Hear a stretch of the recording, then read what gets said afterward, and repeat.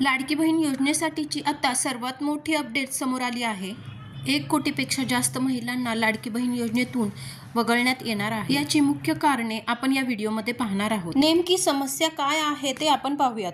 लाडकी बहीण योजनेसाठी ई-केवायसी अनिवार्य आहे, परंतु योजनेत नोंदणी झालेल्या लाखो महिलांपैकी 1 कोटींपेक्षा जास्त महिलांनी ई-केवायसी पूर्ण केलेली नाही। अनेक ठिकाणी केवायसी डेडलाईन पार झाली आहे। सरकारने वारंवार नोटीस दिल्यानंतरही अनेकांनी प्रक्रिया पूर्ण केलेली नाही।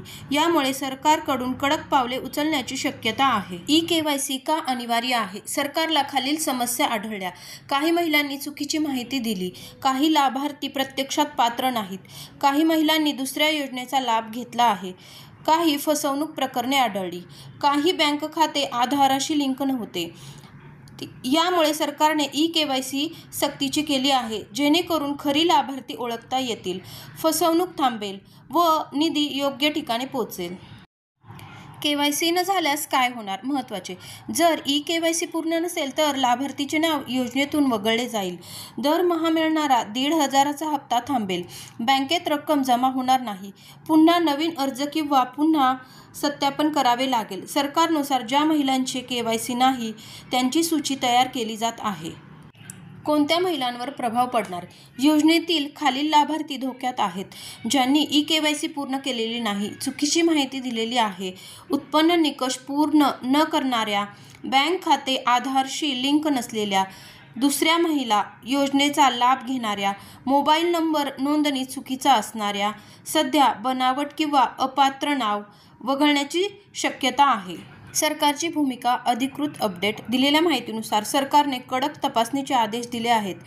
केवायसी न करणाऱ्या महिलांचे लाभ थांबवण्याची तयारी सुरू झालेली आहे। जिल्हानिहाय महिलांची अपूर्ण केवायसी लिस्ट तयार होत आहे आणि पुढील काही दिवसांमध्ये मोठा निर्णय होण्याची शक्यता आहे। सरकारचा हेतू वास्तविक पात्र महिलांनाच पैसा मिळावा।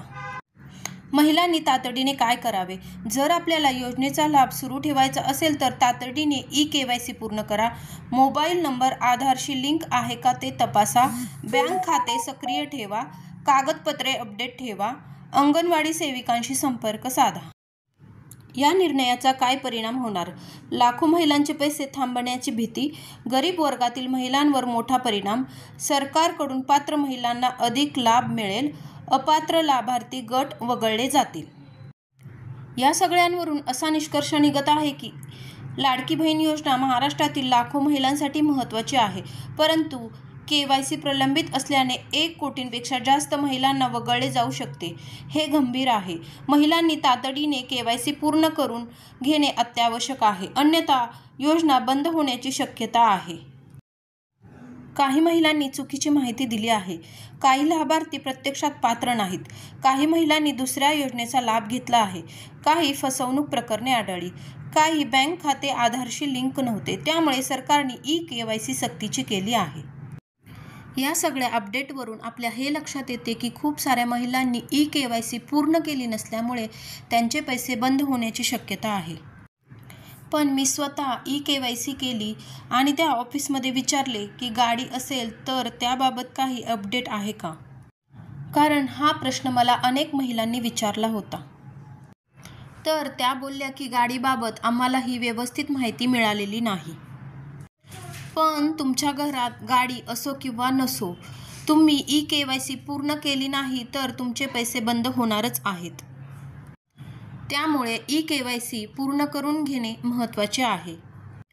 अशाच महाराष्ट्रातील नवनवीन अपडेट्ससाठी चॅनेलला सबस्क्राईब करायला विसरू नका। व्हिडिओ बघितल्याबद्दल खूप खूप धन्यवाद।